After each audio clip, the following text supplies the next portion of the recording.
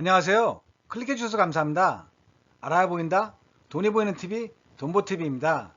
끝까지 시청해 주시면 감사하겠습니다. 지금 시중에서 폭발적인 인기를 얻고 있는 연 2%의 이자를 1복리로 매일 한 번씩 지급하는 은행예금이 있어서 이에 대해 알아보겠습니다. 토스뱅크는 지난 16일 오전부터 고객들이 매일 한 번씩 연 2%의 이자를 1복리로 받을 수 있다고 밝혔는데요. 고객이 받은 이자가 출시 이틀 만에 66억 원을 돌파했다고 합니다. 토스뱅크 통장을 보유한 고객이라면 누구나 앱에서 지금 이자 받기 버튼을 눌러 이자를 받을 수 있고, 이자를 받은 고객일지라도 고객이 원하면 언제든지 출금할 수 있다고 합니다. 토스뱅크 통장은 최대 한도 1억 원까지 세전 연 2%의 이자를 지급하는 수시 입출금 통장으로 1억 원을 초과한 금액에 대해서는 0.1%의 금리가 적용되고요. 매일 남은 잔액을 기준으로 이자가 쌓이는 1복리 구조로 고객에게 이자를 제공한다고 하네요. 이에 따라 돈을 많이 보관할수록 이자를 매일 받을수록 고객에게 유리하다고 합니다. 1억 원을 예치한 고객의 경우 매일 약 5,400원 상당의 이자를 출금할 수 있는 셈이라고 하네요. 토스뱅크는 이번 서비스를 통해 금융질서를 재편하고 고객을 확보함으로써 혁신 서비스를 지속해서 제공하겠다는 방침이라고 합니다. 지금까지 소비자들은 대출금의 이자는 하루 단위로 납부해야 하는 것과 달리 예치금의 경우 은행이 정한 날짜에만 이자를 받을 수 있었습니다. 이에 따라 급전이 필요해 예적금 상품을 해지해야 하는 경우에는 중도 해지 등의 사유로 약정된 금리를 보장받지 못하는 경우가 있었는데요. 토스뱅크 관계자는 그동안 고객들은 은행이 정한 날짜에 이자를 받는 것만 생각했지 매일 받을 수 있다는 생각을 할 수 없었다며 공급자 중심의 금융을 고객 중심으로 바꿔나가는 계기가 됐으면 한다고 전했습니다. 지금 이자 받기를 클릭하지 않은 고객은 이전과 동일하게 매월 세 번째 토요일에 쌓인 이자를 1할 계산에 받게 된다고 하고요. 매월 토스뱅크로부터 받은 이자 내역은 앱을 통해 확인 가능하다고 합니다. 토스뱅크는 올해 연말까지 매일 이자를 지급하는 서비스를 운영하며 서비스 안정화 작업을 거친 뒤 이를 상시화할 계획이라고 합니다. 시중은행들은 거의 상대가 안되고 그나마 저축은행들이 상대가 되니 다른 저축은행들의 수시 입출금 통장을 간단히 비교해보면 가장 높은 금리를 제공하는 BNK 저축은행의 경우 2.2%를 지급하긴 하나 한도가 500만원 이하이며 이자 지급은 분기에 한 번입니다. 두 번째인 웰컴저축은행의 경우 2%를 지급하긴 하나 한도가 1000만원 이하이고 3000만원을 초과하게 되면 0.5% 줄어들게 되는데요. 직장인사랑 보통예금이라는 조건이 붙으며 이자 지급은 한 달에 한 번입니다. 같은 두 번째인 페퍼저축은행의 경우 2%를 지급하긴 하나 한도가 300만원 이하이고 300만원을 초과하게 되면 1%로 줄어들게 되는데요. 이자 지급은 분기에 한 번입니다. 네 번째인 하나저축은행의 경우 1.6%를 지급하긴 하나 매월 100만원 이상의 급여이체 조건이 붙는데요. 결국 직장인들만 가입할 수 있는 통장이라는 얘기입니다. 이자 지급은 분기에 한 번입니다. 다섯 번째, OK저축은행의 경우 1.5%를 지급하긴 하나 한도가 2억 원 이하이고 2억 원을 초과하게 되면 0.5%로 줄어들게 되는데요. 이자 지급은 한 달에 한 번입니다. 같은 다섯 번째인 에큐온저축은행의 경우 1.5%를 지급하고 이자 지급은 분기에 한 번입니다.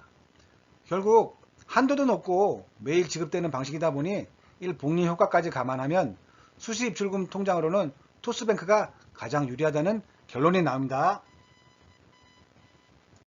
그런데 여기서 우리가 잠깐 잘 생각해 볼 포인트가 있는데요. 이 내용 들어보시고 잘 생각해 보시기 바랍니다. 연금리 0.4% 이하의 예금에 돈이 몰리면서 은행 수익이 극대화됐다고 합니다. 값싸게 돈을 구해 더 많은 이자를 붙인 대출을 늘려서인데요. 금리가 상대적으로 높은 정기적금은 줄고 정기예금은 전년과 비슷한 수준을 유지했다고 합니다. 17일 한국은행에 따르면 지난해 국내 예금은행의 요구불 예금 평균 잔액은 전년보다 28.3% 증가한 334조 1267억 원으로 집계됐다고 하는데요. 전체 예금 잔액이 10.8% 늘어난 것과 비교해 증가율이 2.8배 높다고 합니다. 전체 요금 중 요구불 예금의 비중은 18.9%로 1995년 이후 가장 높다고 하는데요. 요구불 예금은 예금자가 언제든지 찾아 쓸 수 있는 예금을 의미합니다. 대표적으로 예금 취급기간에 당좌예금, 보통예금 등이 있는데요. 은행에서 제공하는 금리가 0.3% 수준이라고 합니다. 금리가 1.28%, 지난해 12월 기준인 정기예금 평균 잔액은 지난해 746조 1,404억 원으로 전년과 비슷한 수준을 유지했고, 금리가 1.67%로 상대적으로 높은 정기적금 평균 잔액은 34조 4,267억 원으로 전년보다 6.6%나 줄었다고 하는데요. 전체 예금 중 정기적금 비중은 1.9%로 역대 최저 수준이라고 합니다. 지난해 주식시장과 가상자산의 변동성이 커지고 부동산 자산 증가 둔화가 이어지면서 투자처를 정하지 못한 자금이 요구불 예금으로 몰린 것으로 분석되는데요.